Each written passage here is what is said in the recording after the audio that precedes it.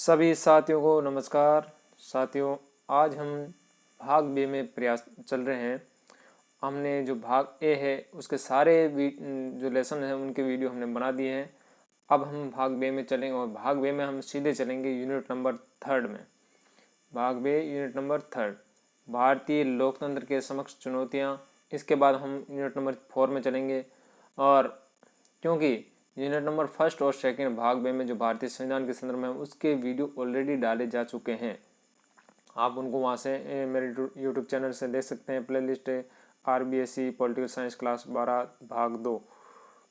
आज हम इसमें पढ़ेंगे जातिवाद और सांप्रदायिकता। ये जो चैप्टर हैं उसमें हम आज पढ़ने वाले जाति और जातिवाद का अर्थ पढ़ेंगे, जाति और जातिवाद का स्वरूप पढ़ेंगे, भारतीय राजनीति में जाति की जो भूमिका है उसके बारे में पढ़ेंगे, जातिगत राजनीति की विशेषताओं के बारे में पढ़ेंगे और भारतीय राजनीति पर जातिवाद का जो प्रभाव है, नकारात्मक और सकारात्मक है, उस पर हम चर्चा करेंगे।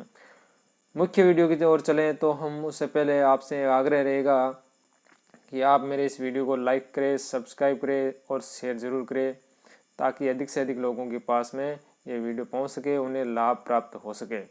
धन्यवाद। अब हम चलते हैं जो पिछले वीडियो के मुख्य लेसन है, मुख्य क्वेश्चन है उनकी ओर।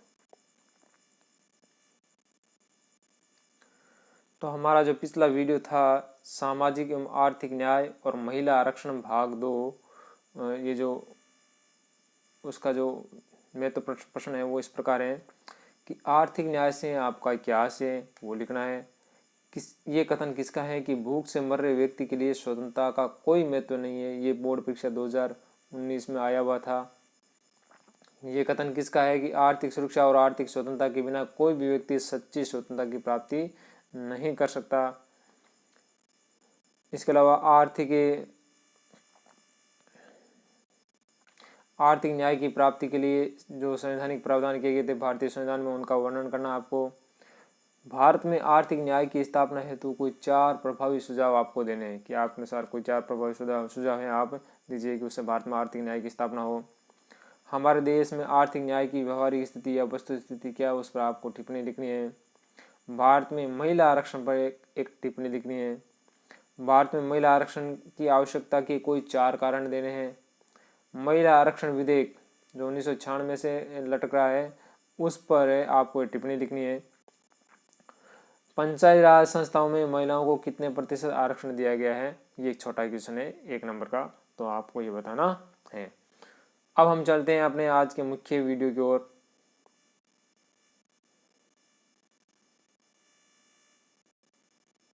तो हमारा जो वीडियो है आज का भारतीय लोकतंत्र के समक्ष चुनौतियों में हम जातिवाद और सांप्रदायिकता के बारे में पढ़ेंगे। तो सबसे पहले आ रहा है जाति। जाति अंग्रेजी भाषा की कास्ट का हिंदी पर्याय है, यानी जाति को अंग्रेजी में कास्ट कहा जाता है। और ये जो कास्ट शब्द है वो पुर्तगाली शब्द कास्टा से बना हुआ है जिसका अर्थ होता है मतभेद अर्थात जाति व्यवस्था। एक चार्ट के रूप में हम देखें, जाति ये हिंदी शब्द है जो बना है, जो अंग्रेजी के कास्ट शब्द का हिंदी पर्याय है। और ये कास्ट शब्द है वो पुर्तगाली भाषा की कास्टा शब्द से बना हुआ, इसका अर्थ होता है मतभेद। तो इस प्रकार जाति का अर्थ क्या हुआ, मतभेद, यानी लोगों को बांटना, अलग अलग करना। ग्रेसिया डी ओरेटो ने सर्वप्रथम 1665 में जाति या कास्ट शब्द का है सर्वप्रथम प्रयोग किया। तो ये कंपटीशन एग्जाम की दृष्टि से काफ़ी इंपॉर्टेंट है कि किसने जाति का सर्वप्रथम प्रयोग किया जाति शब्द का, तो ग्रेसिया डी ओरेटो ने किया था। अब हम देखते हैं कि जाति, ये तो जाति का अर्थ है, ये जो जाति का अर्थ है वो कोई व्यापक अर्थ नहीं ले रखा है, इसलिए हमें जाति की जो व्यापक परिभाषा है, व्यापक अर्थ है वो पढ़ना है। तो हम देख रहे हैं जाति की परिभाषा क्या है। जाति एक सामाजिक संरचना है। कैसी संरचना है, समाज में पाई जाती है, इसलिए एक सामाजिक संरचना है जो अति प्राचीन काल से ही भारत में प्रचलित है। तो प्राचीन काल से भारत में प्रचलित है। जाति एक ऐसा समूह होता है, जाति एक ऐसा समूह होता है जिसमें क्या क्या होते हैं वो बातें हमें यहाँ लिखनी है। और आप खुद अपने हिसाब से भी लिख सकते हैं, कोई गड़बड़ वाली बात नहीं होगी।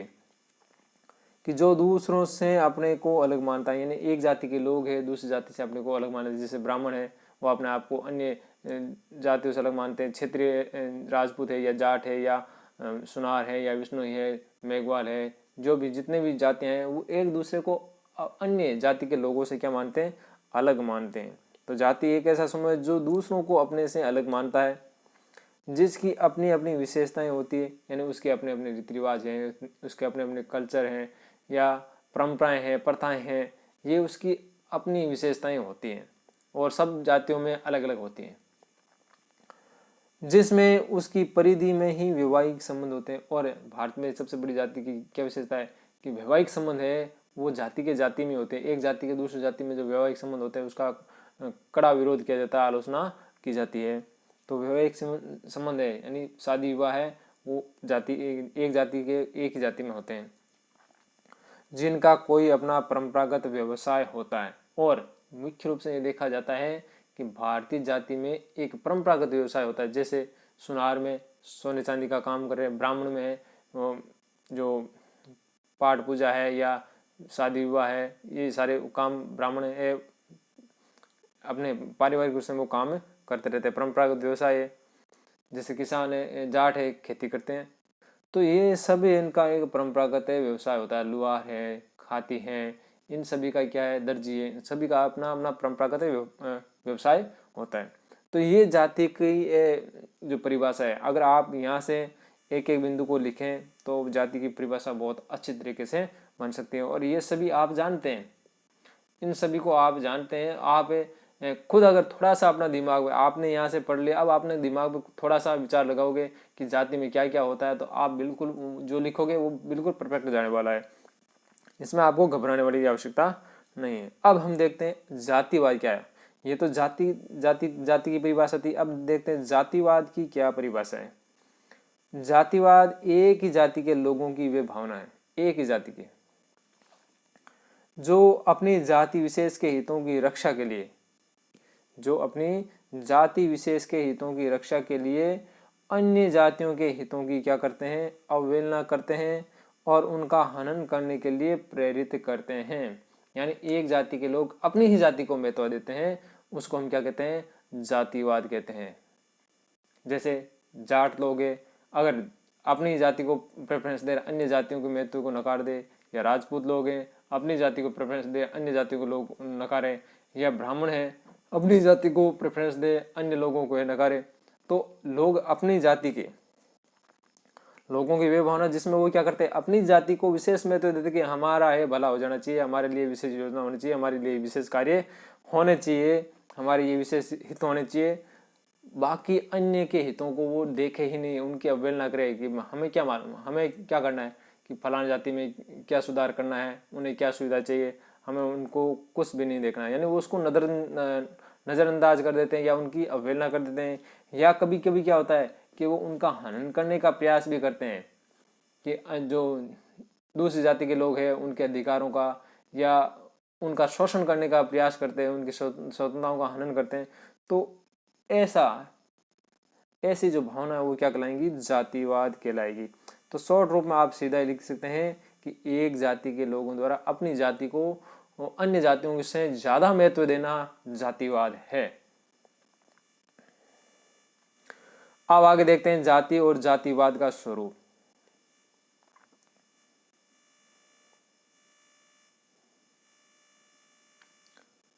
तो प्राचीन काल में हम देखें भारत में वर्ण व्यवस्था विद्यमान थी, जिसमें संपूर्ण समाज है वो 4 वर्णों में विभक्त था, ब्राह्मण, क्षत्रिय, वैश्य और शूद्र। ये 4 वर्ण थे।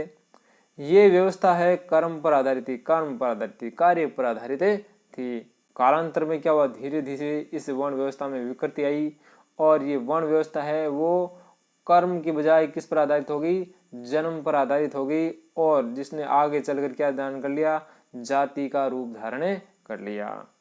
यानी ये जो जाति व्यवस्था, ये जो वर्ण व्यवस्था थी उसमें कठोरता आई, रूढ़िवादिता आई। उसके कारण है जो उस वर्ण व्यवस्था में के लोग हैं अब अपना जो व्यवसाय है या अपना वर्ण बदलने में है, अब अपने आप को असक्षम पाने लगे। तब उस व्यवस्था को क्या कहा जाने लगा, जाति व्यवस्था कहने जाने लगा। और उस जाति में अब जो जिस जाति में जन्मा उसी जाति का रहेगा। पहले वर्ण व्यवस्था में ऐसा होता था कि जो जिस जाति में जिस वर्ण में जन्मा है वो अपना वर्ण चेंज कर सकता है, कि जैसा कर्म होगा उसका वैसा ही वर्ण होगा। परंतु अब जाति में ऐसा नहीं है। अब जाति में अगर ब्राह्मण में जन्मा तो ब्राह्मण ही रहेगा, शूद्र में मेघवाल जाति में जन्मा है तो वो मेघवाल ही रहेगा। ऐसी व्यवस्था जाति व्यवस्था में आ चुकी है, यानी उसमें कोई परिवर्तन नहीं हो सकता, यानी रूढ़िवादिता है, कठोरता है इसमें। जातिवाद का अगर हम सामाजिक स्वरूप देखें और राजनीतिक स्वरूप देखें, दो तरह के स्वरूप है जातिवाद के, एक सामाजिक स्वरूप, दूसरा राजनीतिक स्वरूप। जातिवाद ने जहाँ एक और विभिन्न समाजों में एकता प्रदान की है, क्योंकि एक जाति के लोगों में जातिवाद की जो भावना होती है उस जाति में एकता प्रदान करती है, उस जाति को जोड़ती है। जैसे मान लो कि जाटवाद है तो जाटवाद है सभी जाटों को एक साथ जोड़ता है, राजपूतवाद है सभी राजपूतों को एक साथ जोड़ता है, ब्राह्मणवाद है सभी ब्राह्मण लोगों को एक साथ जोड़ता है। तो ये क्या करता है कि जहाँ जातिवाद एक और सभी समाजों में एकता प्रदान कर उन्हें जोड़ने का प्रयास करता है, वहीं दूसरी ओर क्या करता है, एक तरफ तो जोड़ने का काम करता है, वहीं दूसरी ओर क्या करता है, तोड़ने का काम भी करता है। वहीं दूसरी ओर इस व्यवस्था ने एक जाति से दूसरी जाति के बीच में टकराव को बढ़ावा दिया है और जिससे क्या हुई, सामाजिक सद्भावना को बिगाड़ने का कार्य भी किया है। यानी दोनों एक जाति के लोग हैं दूसरी जाति के लोगों के साथ टकराव की स्थिति में रहेंगे तो जिससे सामाजिक सद्भावना बिगड़ेगी। दूसरा हम देखते हैं उदाहरण, जातिवाद का राजनीतिक स्वरूप। राजनीतिक स्वरूप क्या है? जातिवाद के राजनीतिक स्वरूप ने राष्ट्रीय राजनीति पर काफी दुष्परिणाम डाला है। यानी जातिवाद की इस राजनीतिक प्रक्रिया, जातिवाद में जब राजनीति घुस गई है, राजनीतिक प्रक्रिया घुस चुकी है तो उससे राष्ट्रीय राजनीति पर काफी दुष्परिणाम निकले हैं। जिसका आगे हम उसके प्रभाव पड़ेंगे उसमें स्पष्ट रूप से आपको समझ में आ जाएगा। आज है जाति आधारित वोट बैंक की राजनीति, यानी राजनीति जो हो रहा है, चुनाव जो हो रहे हैं वो जाति आधार पर होने लगे, वोट है वो जाति के आधार पर डाले जाने लगे हैं। आज जाति आधारित वोट बैंक की राजनीति ने न केवल समाज को बांटने का काम किया है बल्कि आपस में द्वेष और अलगाववाद को भी बढ़ावा दिया है। इससे है हमारे जो लोकतंत्र की है जो संविधान, इससे संविधान आधारित हमारा जो लोकतंत्र है उसकी नींव है वो हिलने लगी है। तो ये था जातिवाद का राजनीतिक स्वरूप। अब हम देखते हैं कि भारतीय राजनीति में जाति की भूमिका क्या है। स्वतंत्रता के बाद में भारतीय राजनीति में जाति की भूमिका है वो काफ़ी महत्वपूर्ण रही है, उसने काफ़ी महत्वपूर्ण भूमिका अदा की है। के.एन. मेनन ने एक निष्कर्ष निकाल कर ये कहा कि स्वतंत्रता के बाद में भारत के राजनीतिक क्षेत्र में जाति का प्रभाव वो पहले की अपेक्षा है बढ़ा है। ये के.एन. मेनन का कथन है कि भारतीय जो राजनीतिक क्षेत्र है उसमें जाति का प्रभाव पहले के बजाय अब क्या है, ज़्यादा बढ़ा है। इसी प्रकार जो मॉरिस जोन्स थे जिन्होंने भारतीय राजनीति का अध्ययन किया था, उन्होंने कहा कि जाति के लिए राजनीति का महत्व और राजनीति के लिए जाति का महत्व पहले की अपेक्षाएं बढ़ चुका है। इसका एक सीधा सा अर्थ हम बता सकते हैं कि भारतीय राजनीति में जाति की भूमिका बहुत ज़्यादा महत्वपूर्ण हो गई है। जयप्रकाश नारायण के शब्दों की हम बात करें तो उन्होंने कहा है कि जाति भारतीय राजनीति में एक महत्वपूर्ण दल है, यानी वो एक आधिकारिक दल नहीं है फिर भी एक बहुत ही महत्वपूर्ण दल है। उसके पास में वोट होती है, वोटों की शक्ति होती है, इसलिए राजनीतिक दल है जातियों के पीछे दौड़ते रहते हैं। इस कथन को मद्देनजर रखते हुए हमें भारतीय राजनीति की जो में जाति की जो भूमिका है उसके निम्नलिखित रूपों की है चर्चा करेंगे कि भारतीय राजनीति में जाति की भूमिका किस प्रकार है। पहला हम देखें निर्णय प्रक्रिया में जाति की भूमिका। तो हमारे देश में जो विभिन्न जातीय संगठन है वो शासन प्रशासन की जो निर्णय प्रक्रिया को है वो प्रत्यक्ष अप्रत्यक्ष रूप से प्रभावित करते हैं। यानी सरकार जो भी डिसीजन लेती है, प्रशासन जो भी डिसीजन लेता है वो जाति को ध्यान में रख लेता है, जातीय संगठनों को ध्यान में रख लेता है और वो जातीय संगठन है अपने हितों के अनुसार है सरकार के निर्णय परिवर्तन कराने में सक्षम है और अगर उनके हितों के प्रतिकूल हो तो उन निर्णयों को रोकने में भी सक्षम है। विभिन्न जातीय संगठन क्या करते हैं, अपने हितों के अनुसार निर्णय करने और अपने हितों के प्रतिकूल अगर कोई निर्णय हो जाता है तो उसको रोकने का प्रयास करते रहते हैं। जैसे वे जातियां जिनको आरक्षण का लाभ नहीं मिल रहा है, वो क्या करते हैं, आरक्षण प्राप्ति के लिए प्रयास करते हैं। दूसरा, जिन जातियों को आरक्षण का लाभ प्राप्त है वो क्या करते हैं, उस आरक्षण की समय सीमा बढ़ाने के लिए प्रयत्न करते हैं, क्योंकि संविधान में स्थायी रूप से आरक्षण नहीं दिया गया है, एक समय सीमा के तहत दिया गया है जिसकी बार बार समय सीमा बढ़ाई जाती है। तो जिनको आरक्षण मिला वो समय सीमा बढ़ाने में लगे होते हैं और जिनको आरक्षण नहीं मिला है वो आरक्षण प्राप्ति के लिए लगे होते हैं। तो जिन जातियों को सुविधाएं मिली हुई है वो जातियां अपनी सुविधाओं को यथावत बनाए रखने का प्रयास करती है, और जिन जातियों को सुविधाएं नहीं मिली, उनके लिए योजना नहीं है, तो वो योजना लागू कराने के लिए प्रयास करते रहते हैं। या कभी किसी सरकार के प्रशासन का अगर फैसला किसी जाति के खिलाफ होता है तो वो उस जाति के संगठन उस फैसले को उस निर्णय को बदलवाने का भी प्रयास करते हैं। तो हम देख सकते हैं कि जो भी निर्णय लेती है सरकार प्रशासन, उसमें जाति की भूमिका महत्वपूर्ण होती है। दूसरा हम देखते हैं जातिगत आधार पर प्रत्याशी को चुनाव में हम देखते हैं जो भी राजनीतिक दल है प्रत्याशी चुनेगी, कैंडिडेट चुनेगी, चाहे लोकसभा हो, राज्यसभा हो, या स्थानीय निकायों के चुनाव हो, या पंचायत राज व्यवस्था के जो चुनाव हो, तो उनमें हम देखते हैं चुनाव में राजनीतिक दल अपने उन्हीं प्रत्याशियों का चयन है जो जाति के आधार पर करती है। यानी जिस क्षेत्र में जिस जाति की जनसंख्या ज़्यादा है उस क्षेत्र में उसी जाति का कैंडिडेट उतारा जाएगा। यदि किसी क्षेत्र में जिस जाति का बाहुल्य होता है, राजनीतिक दल उस जाति से संबंधित व्यक्ति को ही अपना प्रत्याशी बनाते हैं। मान लो जैसे नागौर क्षेत्र है, नागौर क्षेत्र में अधिकांश जाट बाहुल्य, तो उसके कारण लगभग 6 से 7 सीटों पर है जाट कैंडिडेट उतरते हैं। 10 में से 6 से 7 जाट कैंडिडेट तो निश्चित रूप से ही उतारे जाएंगे। साथ ही राजनीतिक दल क्या करते हैं, अपने संगठन के चुनाव और नियुक्तियों में भी जाति समीकरणों का है विशेष ध्यान रखते हैं। यानी अपने जो आंतरिक संगठन का भी अगर निर्माण करना तो उसमें भी जाति विशेष के लोगों को है वो महत्व देकर उनकी नियुक्तियां प्रदान करेगी। तो हम देख सकते हैं कि जाति के आधार पर है प्रत्याशियों का है चयन किया जाता है राजनीतिक दलों के द्वारा चुनावों में। तीसरा, जातिगत आधार पर मतदान व्यवहार, यानी मतदाताओं द्वारा जो वोटिंग होती है वो भी क्या होती है, जाति के आधार पर होती है। हमारे देश में जातिगत आधार पर मतदान व्यवहार की भावना अत्यंत पाई जाती है, बहुत ज़्यादा पाई जाती है। चुनाव में किसी गांव या क्षेत्र विशेष की जनता जातिवाद के बहकाव में आकर एक विशेष दल को वोट दे बैठती है, और ये जो व्यवस्था है हमारे देश में पंचायत राज चुनाव में इसका स्पष्ट प्रभाव देखने को मिलता है। यानी लोग ये कहते हैं कि ये तो अपनी जाति का है, इसी को वोट देंगे, चलो काम नहीं करेगा कोई बात नहीं, है तो अपनी जाति का, कम से कम ये तो आगे बढ़ेगा, ये तो अपना विकास करेगा।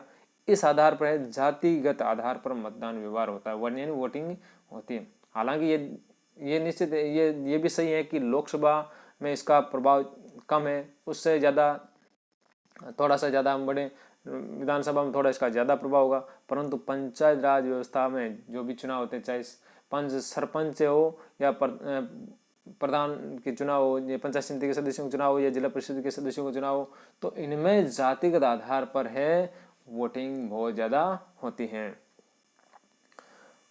चौथा हम देखें मंत्रिमंडल निर्माण में जातिगत प्रतिनिधित्व, यानी जब कोई राजनीतिक पार्टी चुनाव जीत जाती है उसके बाद में जब मंत्रिमंडल का निर्माण होता है तो वहाँ पर भी अलग अलग जातियों का प्रतिनिधित्व देखा जाता है। राजस्थान में, या महाराष्ट्र, उत्तर प्रदेश, ये गुजरात है, या पंजाब है, मध्य प्रदेश है, आंध्र प्रदेश है, यहाँ बिहार है, तो यहाँ पर जाति का है बहुत ही ज़्यादा वर्चस्व है, और मंत्रिमंडल निर्माण में है जातिगत प्रतिनिधित्व भी दिया जाता है कि किस जाति के कितने मंत्री बनेंगे, फला जाति के कितने मंत्री बनेंगे, तो वो सब प्रतिनिधित्व जनता द्वारा, राजनीतिक दलों द्वारा दिया जाता है। तो सभी राजनीतिक दल है चुनाव में बहुमत प्राप्त करने के उपरांत मंत्रिमंडल निर्माण में जातीय संतुलन का विशेष ध्यान रखते हैं। मंत्रिमंडल में जातीय समीकरणों के अनुसार विभिन्न जातियों को प्रतिनिधित्व प्राप्त होता है।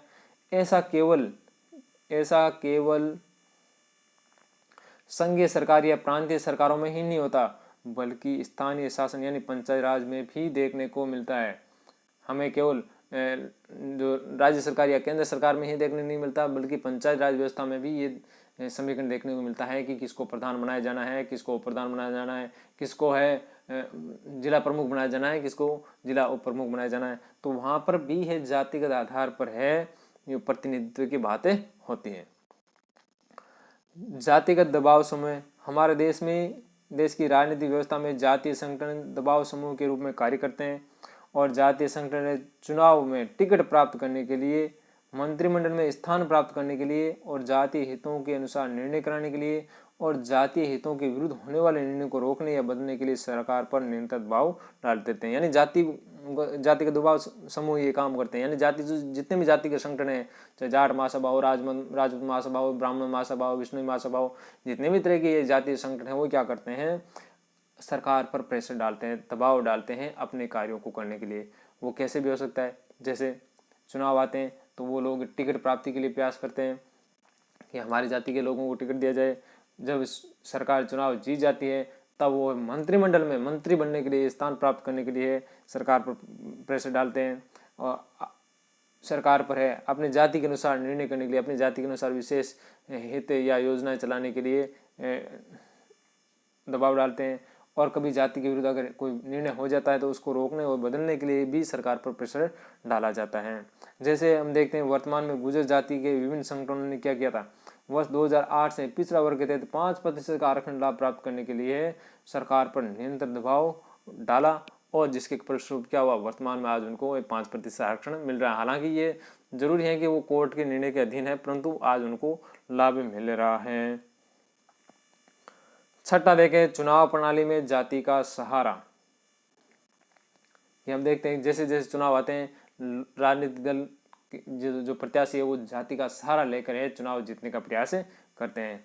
राजनीतिक दल और उम्मीदवार प्राय चुनाव में खुलकर जाति का सहारा लेते हैं। चुनाव जीतने के लिए जातीय समीकरण बनाए जाते हैं कि किस जाति के कितने वोट हैं, कि हमें इस जाति के पक्ष में बोलेंगे इतने वोट हमारे जाने वाले हैं, इस जाति के पक्ष में बोलेंगे इतने वोट जाने वाले हैं, इसके पक्ष में बोलेंगे इतने वोट जाने वाले। तो वो उन सारे समीकरणों को ध्यान में रख कर जाति के आधार पर वोट मांगने का प्रयास करते हैं। कई बार तो क्या होता है कि किसी बहुल जाति क्षेत्र में जो बड़ी जाति है उनके बड़े बड़े नेताओं को चुनाव प्रचार करने के लिए विशेष रूप से भेजा जाता है। कि मान लो कि ये फलोदी बेल्ट है, फलोदी बेल्ट में ये विष्णोई लोग ज़्यादा हैं, इनका बाहुल्य है, तो यहाँ पर अगर किसी उम्मीदवार को चुनाव जीतने के लिए वो क्या करेगा, उम्मीदवार विष्णोई समाज के जो बड़े बड़े नेता लोग हैं उनको यहाँ प्रचार करने के लिए भेजेगा। या मान लो कि किसी अन्य फलोदी बेल्ट में अगर कोई गाँव है जहाँ पर जाट जाति का प्रभुत्व है और कैंडिडेट विष्णोई है, तो वो जाट जाति का वोट प्राप्त करने के लिए वो क्या करेगा, किसी बड़े जाट नेता को कहीं बाहर से बुला कर लाएगा जिसका वर्चस्व होता है और उस गांव में उसका प्रचार कराएगा अपने फेवर में। तो ऐसा किया जाता है चुनाव प्रणाली में, जाति का सहारा लेकर चुनाव प्राप्त करने का, चुनाव जीतने का प्रयास किया जाता है। राज्य राजनीति में जाति, अखिल भारतीय स्तर के बजाय राज्य स्तर पर राजनीति की जो भूमिका वो ज़्यादा सक्रिय है। राजस्थान है, बिहार है, उत्तर प्रदेश है, केरल है, आंध्र प्रदेश है, जो जैसे अनेक राज्यों में जातिगत राजनीति का पूर्णतः बोला है। यानी राज्य स्तर पर जो राजनीति है उसकी सक्रियता ज़्यादा है, जबकि केंद्रीय स्तर पर यानी संघीय स्तर पर वो उस जो जाति की राजनीति है वो उसकी भूमिका कम है। नौवां हम देखें, जाति के आधार पर राजनीतिक अभियानों का उदय। यानी जाति के आधार पर जो भी राजनीतिक संगठन बने हुए उनसे नए एक अभिजन वर्ग का भी उदय होता है। कैसे, जातीय संगठनों में उच्च पदों पर आसीन लोग राजनीति में महत्वपूर्ण स्थान प्राप्त करने में सफल रहते हैं। यानी जो विशेष अभिजन लोग क्या होते हैं, बहुत कम ऐसे लोग जिनके पास में सत्ता की या प्रभाव की चाबी होती है वो अभिजन लोग होते हैं। और ये लोग क्या करते हैं, राजनीतिक सत्ता प्राप्त करने के लिए प्रयास देते हैं और जब सत्ता प्राप्त कर जाते हैं तो विभिन्न महत्वपूर्ण पदों पर आसीन रहते हैं। तो जातीय संगठनों में भी जो उच्च पदों पर है, जैसे अध्यक्ष हैं या उपाध्यक्ष हैं या अन्य जो पदाधिकारी हैं, वो क्या करते हैं, राजनीति में भी महत्वपूर्ण स्थान प्राप्त करने में सफल रहते हैं वो, और फिर आगे चलकर वो राजनीतिक अभिजन बन जाते हैं। जैसे विभिन्न जातियों के जो राष्ट्रीय या राज्य स्तर के अध्यक्ष या अन्य पदाधिकारी हैं वो राजनीतिक अभिजन के रूप में स्थान प्राप्त कर लेते हैं। ये लोग राजनीति में भले ही खुलकर जातिवाद का सहारा नहीं लेते हो, परंतु ये लोग सदैव अपने जाति हितों की प्रत्यक्ष या अप्रत्यक्ष रूप से पैरवी सदैव करते रहते हैं। यानी अपने जाति हितों को, अपने जाति के हितों का जो है वर्चस्व बनाए रखने के लिए हमेशा ये प्रयत्न करते रहते हैं। जाति और प्रशासन, जाति का प्रशासन से बड़ा गहरा संबंध है। वर्तमान में हम देखें राजस्थान है, हरियाणा है, गुजरात है आदि में विभिन्न जातीय संगठन वो जाति के आधार पर लोक नियुक्त यानी सरकारी नौकरियों में आरक्षण की मांग कर रहे हैं, ताकि विभिन्न जातीय लोगों को प्रशासन में उचित भागीदारी मिल सके।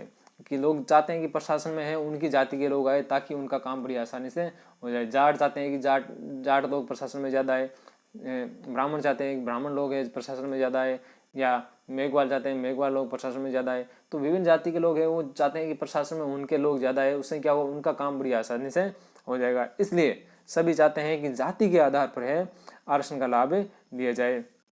भारत में लोक नियोजन में हम देखें अनुसूचित जाति को 15% आरक्षण दिया गया है, अनुसूचित जनजाति को 7.5%, अन्य पिछड़ा वर्ग को 27% आरक्षण दिया गया है। हाल ही में सामान्य वर्ग के लोगों को भी, सामान्य वर्ग के जो पिछड़े लोग हैं EWS है, उनको भी है 10% आरक्षण का लाभ दिया गया है। और राजस्थान में हम देखें तो गुर्जर जातियों को भी विशेष पिछड़ा वर्ग के तहत 5% का लाभ दिया गया है। तो जाति के आधार पर जो आरक्षण दिया गया है उससे क्या है, उस जाति के लोग हैं वो प्रशासन में आएंगे और लोग हैं उनके अनुसार है अपने कार्य ही निकलवाएंगे। तो ये भारतीय राजनीति में जाति का प्रभाव था। अगला जो हमारा बिंदु है वो है जातिगत राजनीति की विशेषताएं, कि जातिगत जो राजनीति है उसकी क्या विशेषताएं हैं। पहला हम देखते हैं कि विभिन्न जातीय संगठनों में राजनीतिक महत्वाकांक्षा बढ़ना, कि जातिगत राजनीति अब क्या विशेषता निकल गई, जो अलग अलग जो जातीय संगठन बन रही है वो राजनीतिक महत्वाकांक्षा उनमें जागृत होने लगी, यानी वो राजनीतिक क्षेत्र में आने का प्रयास करें, कि वो प्रधान बनने का प्रयास करें, जिला प्रमुख बनने का प्रयास करें, MLA बनने का प्रयास करें, सांसद बनने का प्रयास करें, मंत्री बनने का प्रयास करें। तो विभिन्न जातीय संगठनों के नेताओं में अब राजनीतिक महत्वाकांक्षा जागृत हो रही है। जैसे जैसे जातीय संगठन बढ़ता जाता है वैसे वैसे वो राजनीति की ओर प्रेरित होते जाते हैं। जातिवाद की भावना और एकीकरण को बढ़ावा मिला, यानी जातिगत की राजनीति से जातिवाद को बढ़ावा मिला है, और जातिवाद को बढ़ावा मिलने से क्या हुआ, उस जाति में एकीकरण को है बल मिला है। क्षेत्र विशेष में विशेष जाति का प्रभावशाली और शक्तिशाली होना, कि जिस क्षेत्र में जो जाति ज्यादा बाहुल्य मात्रा में, ज्यादा संख्या मात्रा में है, उस क्षेत्र में जातिगत राजनीति का क्या हुआ, उस जाति का है वर्चस्व बढ़ गया है, वो ज्यादा प्रभावशाली हो गई है, वो ज्यादा शक्तिशाली हो गई है। जाति और राजनीति में गत्यात्मक संबंध होना, यानी गतिशील है, दोनों के संबंध गतिशील है, कभी वर्चस्व कम हो जाता है, कभी वर्चस्व बढ़ भी जाता है। राजनीति का जातिकरण हो गया और जाति का राजनीतिकरण हो गया और राजनीति का जातिकरण हो गया। तो वर्तमान में ऐसी स्थिति आ गई है कि राजनीति क्या है, राजनीति जाति का स्वरूप धारण कर रही है और जाति राजनीति का स्वरूप धारण कर रही है, दोनों में है भेद करना थोड़ा मुश्किल हो रहा है। तो ये जातिगत राजनीति की विशेषताएं। अब हम देखते हैं भारतीय राजनीति पर जाति का प्रभाव। तो भारतीय राजनीति पर जाति के प्रभाव को हम दो तरीकों से पढ़ेंगे, एक सकारात्मक प्रभाव और दूसरा नकारात्मक प्रभाव। जाति के सबसे पहले हम देखते हैं सकारात्मक प्रभाव।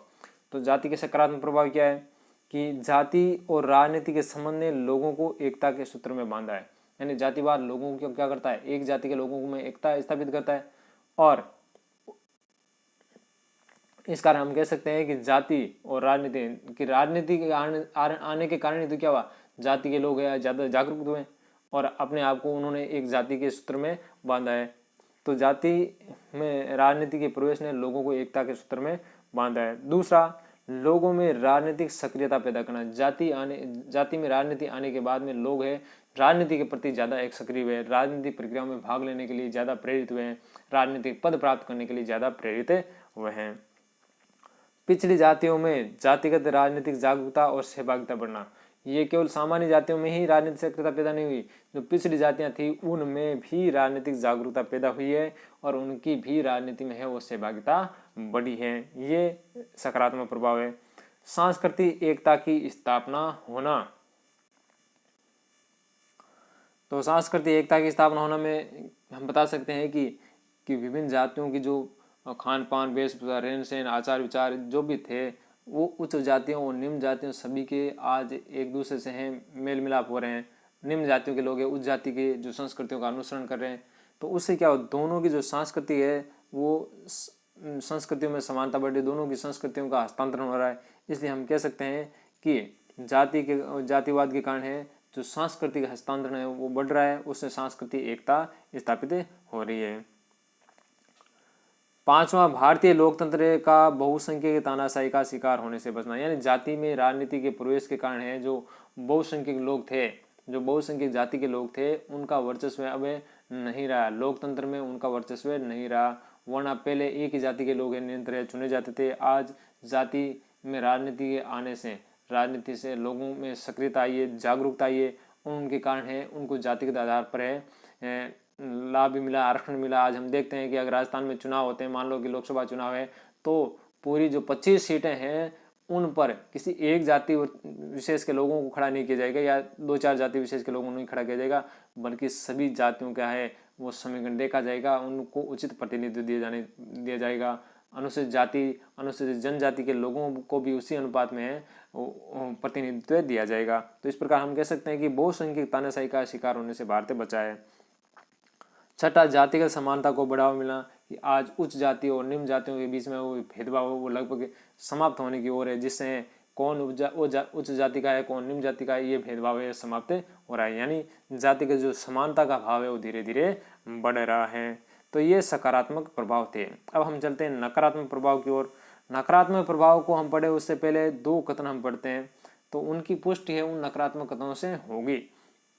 कि पहले D.R. गॉडगिल ने कहा था कि जाति का प्रभाव है प्रजातंत्र के विकास में सहायक नहीं, यानी लोकतंत्र में जाति का जो प्रभाव है वो सहायक नहीं है, अच्छा नहीं है लोकतंत्र के लिए। डॉक्टर आशीर्वादम के अनुसार भी कि भूतकाल में जाति के चाहे जो भी लाभ रहे हो, भूतकाल में जाति के चाहे जो भी लाभ रहे हो, परंतु आज है वो प्रगति में बाधक है। यानी आज जातिवाद है वो भारत की प्रगति में क्या है, पूर्ण रूप से बाधा है। इन बातों को, इन तथ्यों को है, इन जो कथनों को है, हम निम्नलिखित बिंदुओं के आधार पर है इनकी पुष्टि कर सकते हैं कि वास्तव में जाति है वो भारतीय राजनीति के लिए सही नहीं है। पहला हम देखें,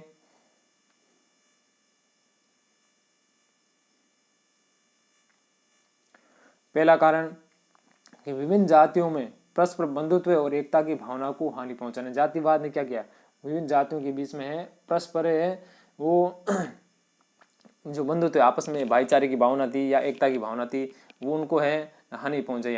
हालांकि एक जाति के लोगों में बंधुत्व और एकता की बढ़ावा दे रहा है, परंतु एक जाति से दूसरी जाति के बीच में इस बंधुत्व एकता को है हानि पहुंचाते। जैसे जाट और राजपूतों का द्वेष है, किसी से छिपा हुआ नहीं है, सारा जग जाहिर है। समाज में संघर्ष और अशांति का उदय, समाज में निरंतर संघर्ष हो रहा है, अशांति का उदय हो रहा है, तो वो जातिवाद के कारण ही है। क्योंकि इससे क्या होता है, एक जाति के लोगों का दूसरी जाति के लोगों के साथ हमेशा टकराव बना रहता है, जिससे समाज में अशांति बनी रहेगी, संघर्ष बना रहेगा। चुनाव में योग्य व्यक्तियों की उपेक्षा, जातिवाद के कारण क्या होता है कि जो योग्य होता है व्यक्ति होता है उसको चुना नहीं जाता है, केवल जाति के आधार पर, धर्म उसकी धन के आधार पर, उसके जो अमीरी है उसके आधार पर है लोगों को राजनीतिक दल जिताऊ उम्मीदवारों को वोट देकर टिकट देकर है उन्हें खड़ा करते हैं, जिसके कारण जो चुनाव में योग्य व्यक्ति है वो खड़े नहीं हो पाते हैं और वो चुनाव नहीं जीत पाते हैं। इस कारण उनकी उपेक्षा होती है।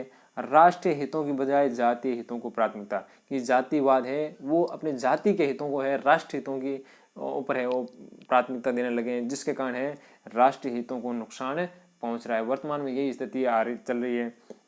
जातिवाद के आधार पर है राजनीतिक दलों का निर्माण, आज तो है जाति के आधार पर है छोटे छोटे राजनीतिक दलों का निर्माण बनता जा रहा है।